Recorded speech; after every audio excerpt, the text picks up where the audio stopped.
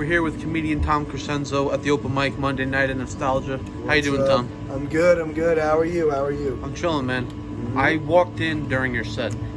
How did your set go tonight? I think it went pretty good. You know, I tried some new shit about like Elon Musk and Kanye and the Jews. Man, you know, just having fun with all the hot button issues. So when you go into like a topic like Elon Musk and Kanye West, high profile people, do you consider yourself like you want to like become a high profile comedian as well, like to be in like the same breath as the Elon Musk and the Kanyes? I don't know if I would ever want to be in the same breath as Elon Musk. It seems like a lot of fucking pressure.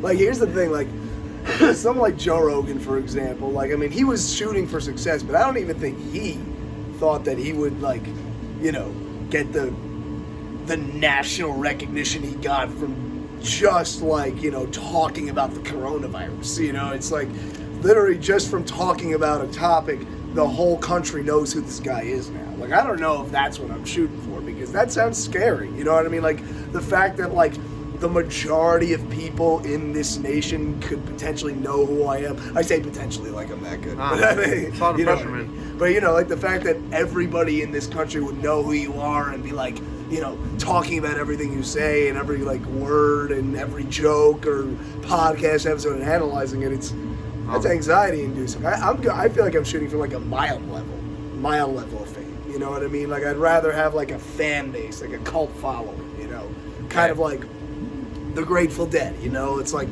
they never had mainstream success, but they have a cult following to this day. You know, something like that would I feel you, man. Be more appealing to me. Personally. Man, so I've known you like since you started. How long ago did you start doing comedy? So, I mean, it really depends on what you mean by start, because I kind of have two start dates. The first time I ever walked on stage was it an open mic?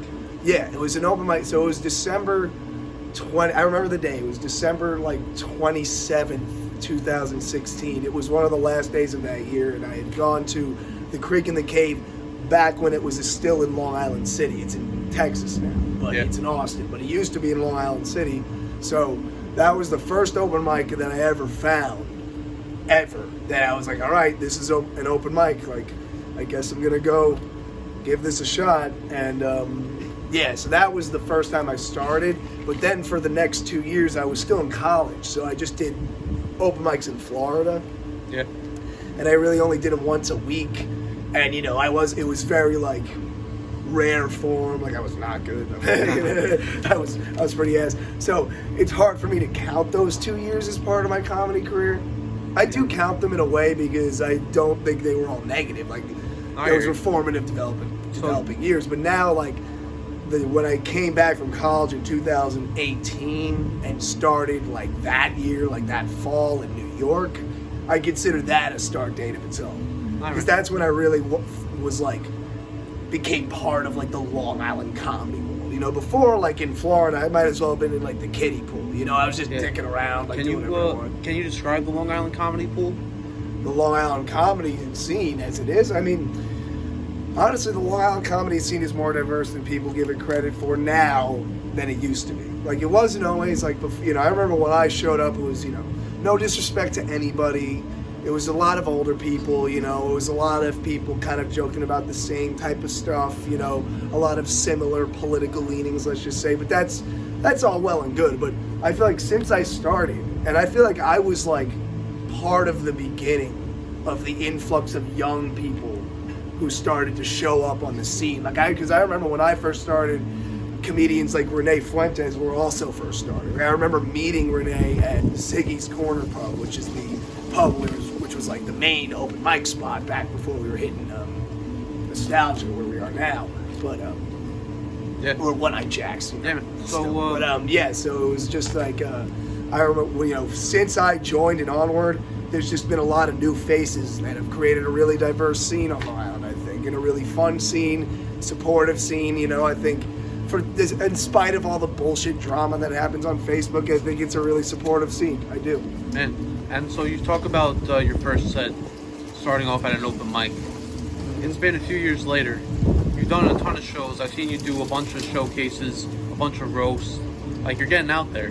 Yeah. Something keeps you coming back to the open mics. What is that keeps you coming back to the open mics? Is it just to work out your material? Is it to see the people? Honestly, it's the desperate desire for stage time. Okay. But I mean, it's a lot of things. It's partly it's that, but you know, it is partly because, like you said, to see the people. In a way, it is that because you guys are my homies. You know what I mean? Like everyone who comes to these open mics on the regular is a friend of mine. So it's like, you know, I don't want to not see these people just because I'm trying to do mics in the city more, or I'm trying to do mics somewhere else, you know, or maybe I think I'm too good for that, you know, which none of us are even really too good for that. Even those of us who are great are not too good to hit an open mic, you know. That's the way I feel. So I come to the scene because, you know, I love you guys. I don't, you know, I love going on stage. I love performing. No matter who's in the audience or who's watching, you know, within reason. Like, I wouldn't perform for a bunch of Nazis or something. I literally just perform for the Klan. I'm like, hey, you know, it's an audience. Man, you perform for Nazis. It's the perfect time to let out all your Jew jokes. Yeah, dude, you could try out your N-word bits, too. Oh, I can't release this now. No, but yeah. So the Long Island open mics, like a big thing with Long Island comedians is you gotta hit the city. You gotta hit the city. But I feel like city comics aren't going, oh, I gotta hit the LA mics, even though like in a way they should. So what would you say to a New York City comedian thinking, should I go to an LA open mic? What's the benefit? I mean, to be honest, like, I'm not in the camp of people that believe city comedians shouldn't feel like they have to go to Long Island open mics. Because the way I see it, Long Island, it has a good comedy scene, you know, it's a strong scene. A lot of people out here are doing their thing. A lot of very funny people, super talented people out here. But, you know, the problem is when it comes to, like, the main clubs, like, that are available, there's really only one. It's Governor's. So there's not much to do out here other than, like, open mics and small shows. And, you know, so I get why somebody who's in the city, which is just this metropolis where there's hundreds of open mics and, you know, all these different comedy cliques you can join and be a part of, you know, why would you come to Long Island? So I get that, but I will say this.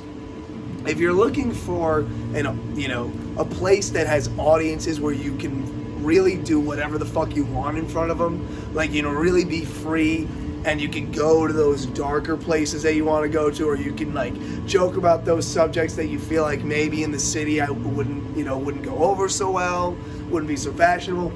Long Island is the place to try that shit. You know what I mean? That's where you're going to get away with it. And honestly, I've come up with some of my best jokes performing for Long Island open mic crowds, you know?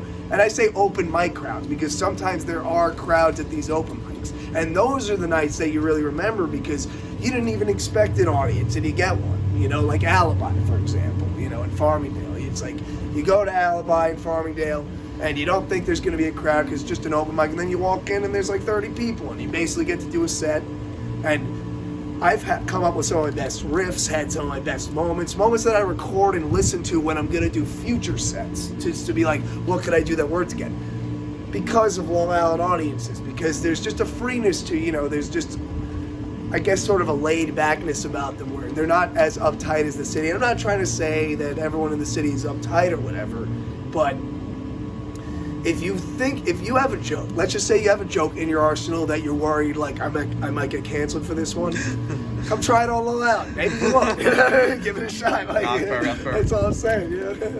And it's just a fact, you know? I mean, every comedian, I don't care how woke you are, every comedian has one joke where they're like, I don't know about this one, you know, even if it's in the far left direction. Like, for example, you might be the most liberal comedian ever, like, you know, you're never going to break the PC rules, but you have a joke about how murdering cops is fun. And you're just like, well, I don't know about this. You know, they say maybe this might go over, like, roughly, like, it depends on how far east. Don't go too far out east on Long Island with that bit. But if you come to Nassau, like, you could do that bit. Like, if I was hosting an open mic and you did that bit, I wouldn't kick you out. You could try that bit start to finish, and I wouldn't fuck with you. But, you know how it is. It's just like, I think out here, people are more open to the fact, like, even if it's really dirty and offensive and it doesn't go over well, it's like, all right, like, it's comedy, you know, you're trying shit, you know, we don't really give a fuck, we're just out here drinking, you know, it's like, yeah, man. It's just the vibe of Long Island. If